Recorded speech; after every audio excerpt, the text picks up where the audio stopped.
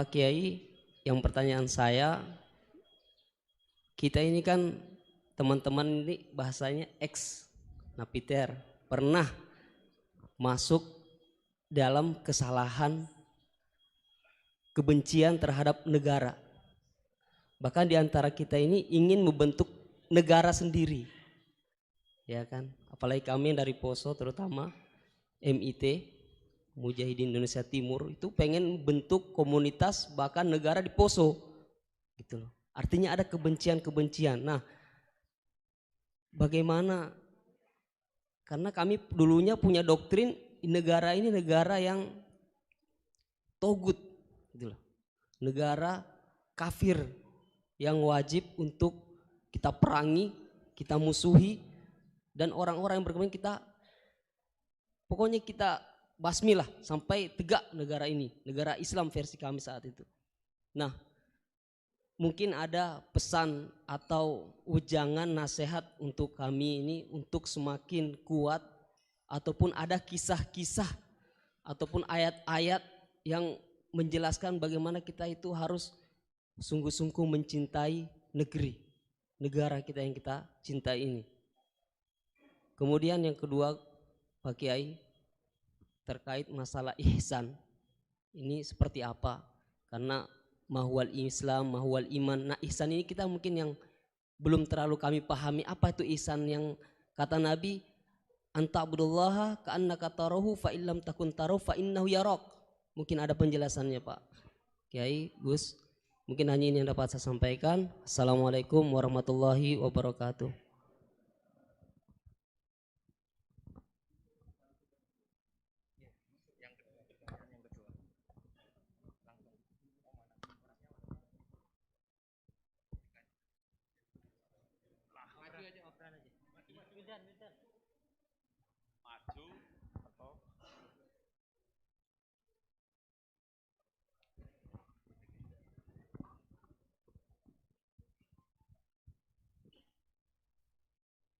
Assalamualaikum warahmatullahi wabarakatuh.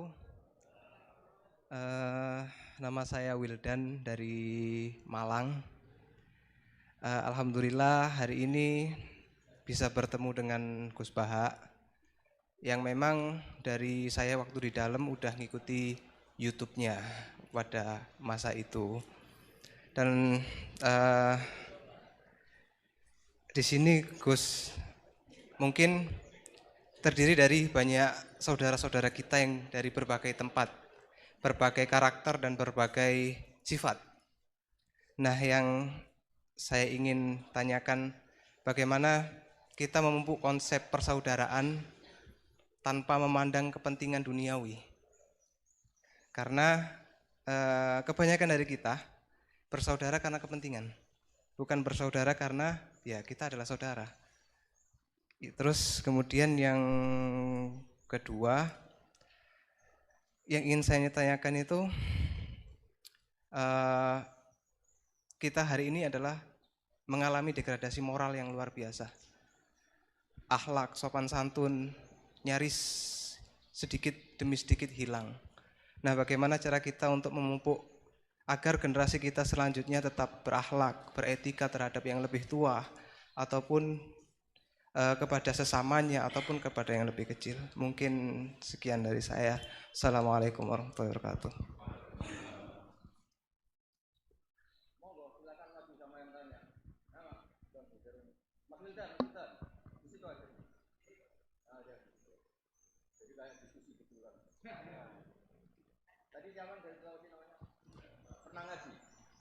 Pernah ngaji. Mas Wildan pernah ngaji. Tadi apa? Al-ihsan anta abdallaha ka'annaka. Coba diulang lagi. Al-ihsan anta abdullaha ka'annaka tarahu fa illam takun tarahu fa innahu yaraka. Oh ya, bagus, masih bisa dibenarkan. Ya bagus, masih ingat. Namanya siapa tadi? Imran. Ya. Memang orang sana kalau baca Imran apa Imron gitu? Dari sana Bugis Imran, jadi orang sana nggak pakai ro. Kalau orang ro, jadi pakai ra. Kalau ainnya? Ain pakai ain. Berarti apa? Imron gitu. Ya kalau sana tulisan KTP Imran. Imran. Apa bacanya orang-orang Sulawesi? Apa? Imran.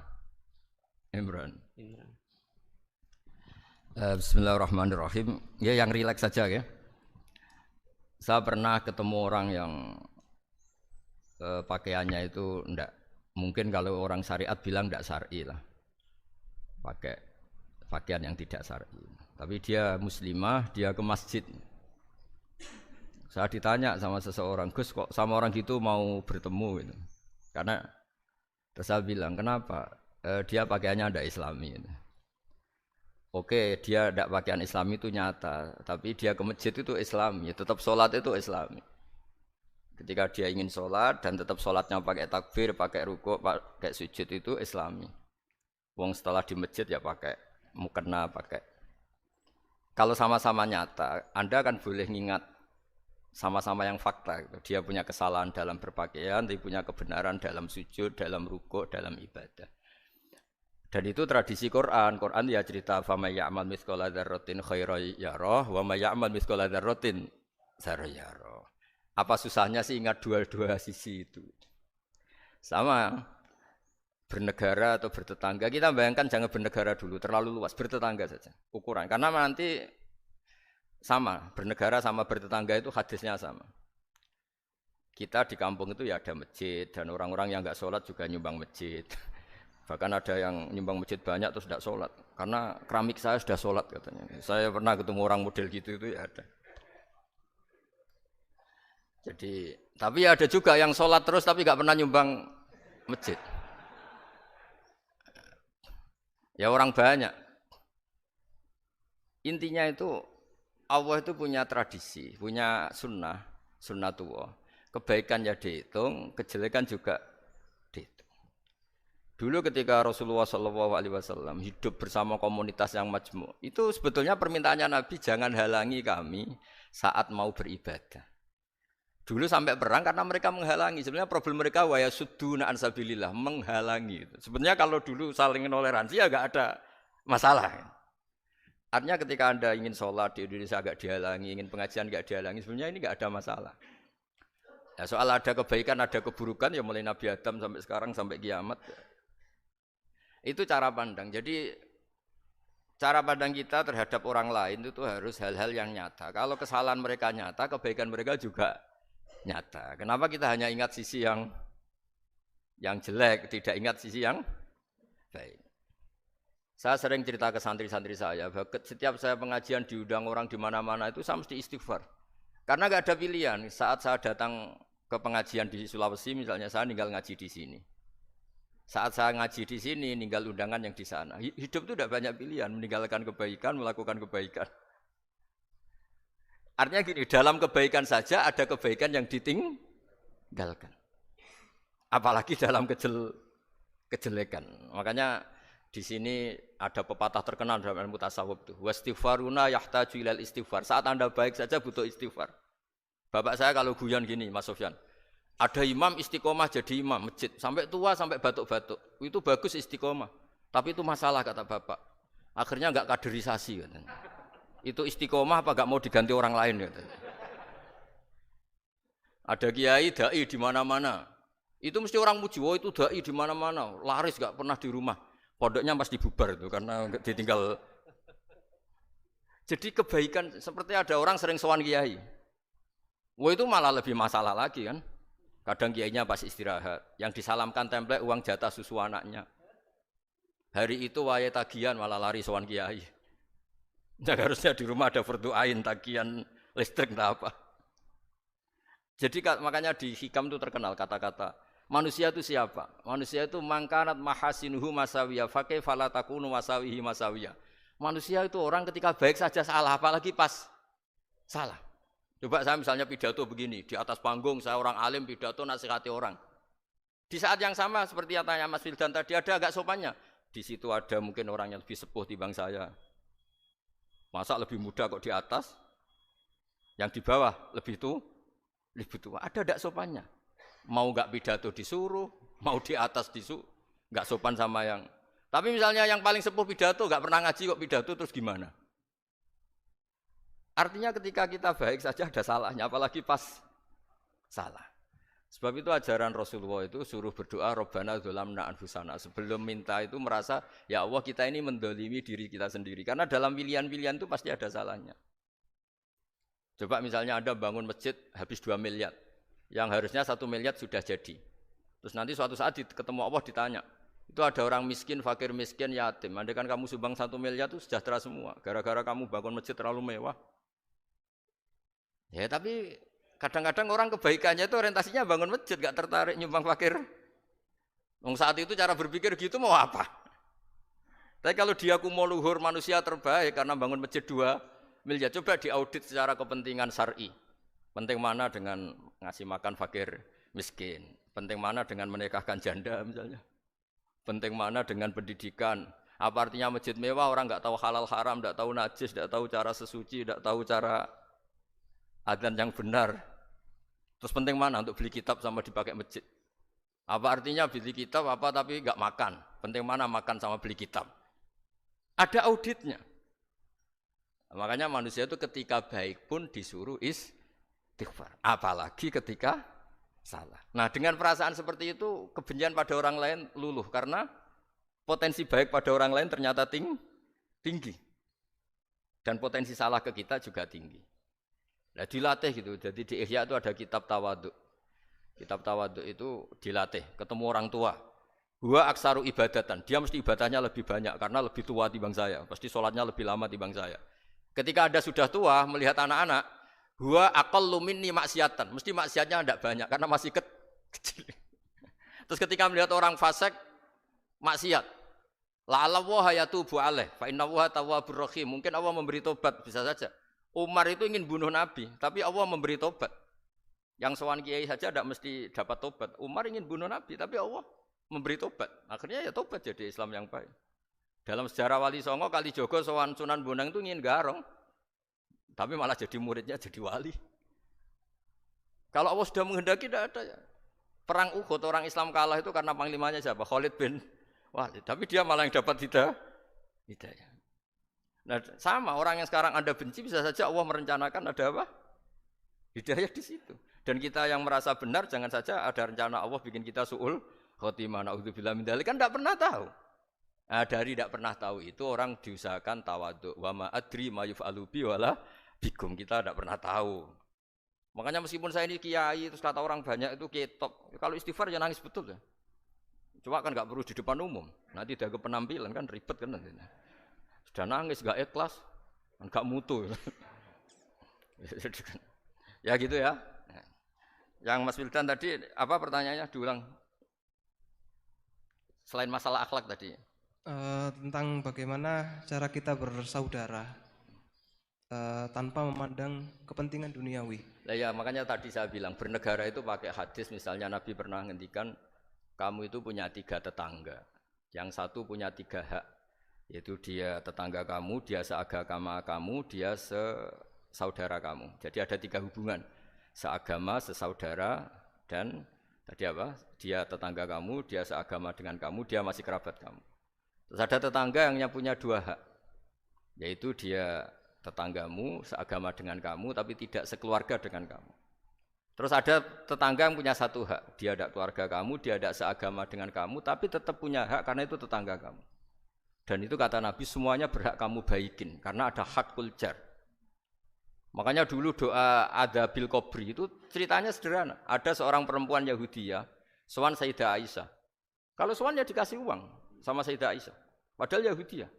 Ketika dikasih uang, terus si Yahudi tadi semoga engkau diselamatkan dari siksa kubur. Zaman itu Sayyidah Aisyah belum dengar hadis tentang siksa kubur. Setelah Rasulullah datang, saya tadi diminta didoain ya saya terima karena saya enggak percaya. Terus Nabi ngendikan itu benar adanya siksa kubur.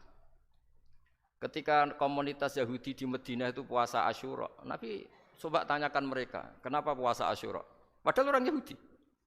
Oh, terus setelah ditanya, yaumun najjawahu fihi Musa, itu hari di mana Allah menyelamatkan Nabi Musa, kata orang Yahudi. Terus kata Rasulullah, nahnu ahaqqu bi Musa, saya juga berhak menghormati Musa. Kemudian Nabi puasa. Suatu saat lagi ada orang Yahudi datang, ya Rasulullah, ya Muhammad, manggilnya ya Abul Qasim karena orang Yahudi, ya Abul Qasim, nanti nasib langit bumi ini di mana? Manusia yang sudah mati-mati di mana ketika bumi dihancurkan? Mayat-mayat yang sudah di kuburan di mana? Terus orang Yahudi tadi bilang, Inna woha wadu as-samawati ala dzih wal arodina ala dzih. Soalnya Allah itu bisa saja mengelola langit bumi yang sudah hancur gini-gini. Nabi itu tertawa-tawa. Dalam sebuah riwayat disebut hatta badat nawajidu. Tertawanya Nabi itu lepas sampai giginya kelihatan. Kata rawinya tasdiqan liqaulil khabri, karena Nabi membenarkan orang Yahudi tadi. Jadi intinya dalam banyak hal itu ya dicari kesamaan. Makanya kalau interaksi dengan kelompok lain kata Nabi la tusaddiquhum wa la tukadzibuhum. Kamu jangan mengiyakan juga jangan menolak. Kamu tolak jangan-jangan pas yang sama dengan ajaran kita. Kamu benarkan jangan-jangan yang tidak sama. Ya sudah, kalau enggak sependapat ya jangan ngambil sikap. Nah, itu juga yang dipraktekkan Rasulullah SAW. Nabi yaqumu lailatan yuraddidu hadil ayat. Nabi pernah sholat 1 rakaat hanya ngulang 1 ayat. Itu aja agak selesai. Yaitu ngulang-ngulang ayat fa'aqulu kama qalal abdus sholeh in tu'adzibhum fa innahum ibaduk wa in taghfir lahum fa innaka antal azizul hakim. Pun Gusti kula nyerah. Semua ini hamba jenengan, monggo jenengan napakno sing duwe jenengan. Intinya itu ini wilayah jenengan ndak wilayah saya. Nah, kadang-kadang kita sebagai manusia itu jumawa seakan-akan itu wilayah kita. Kita nyiksa terserah kita, mengampuni ya terserah kita. Padahal tidak milik kita. Dunia ini milik Allah Subhanahu wa taala. Makanya yang terakhir saya ijazah bapak. Bapak saya itu orang hafal Quran, alim tapi lucu, senengannya guyon. Kalau ngajarkan saya tauhid, tasawuf itu gampang. Hak, kamu punya tetangga, punya Innova. Terus kamu berpikir, kamu miskin berpikir, itu pajaknya saja berapa? Kalau bannya sudah halus itu gantinya kayak apa? Kalau rusak kayak apa? Terus kata bapak, mau melok duwe kok mikir, udah ikut punya kok mikir. Terus coba kamu nggak ikut punya Alphard, terus saya mikir, wah itu pajaknya berapa Pak Martinus, bisa dipakai beli motor kan? Pajaknya apa? Alphard ini. Oh nggak ikut punya kok. Nah, dunia itu rawekmu, mbok pikir lah apa ono sing duwe. Maksudnya dunia itu milik Allah, apa kamu pikir itu milik yang punya gitu. Nah, itu yang dimaksud dalam ilmu tasawuf, da'it tadbir fama qoma bi ghairuk la tuqim bihi nafsak. Sudah kamu enggak usah ikut campur, itu wilayahnya Allah kata itu, karena wong enggak ikut punya kok ikut mikir. Anda benci orang, benci sekali karena dia tauhid misalnya. Jangan-jangan Allah punya rencana memberi hidayah dia. Atau Allah punya rencana dari dia keluar orang-orang Islam yang soleh. Makanya ketika Malakul Jibal, ya Rasulullah saya disuruh Allah, terserah engkau. In syi'ta an udbiqa alaihim al-akhshaban. Kalau engkau mau orang-orang yang mendustakan kamu saya hancurkan. Apa jawabannya Nabi? La, jangan. Bal arju ayyukhrijawah min aslabihim ma ya'budullaha wa la yusyriku bihi syai'an, itu di Bukhari. Enggak, bisa saja sekarang dia kafir, anak turunnya jadi Islam. Dan betul.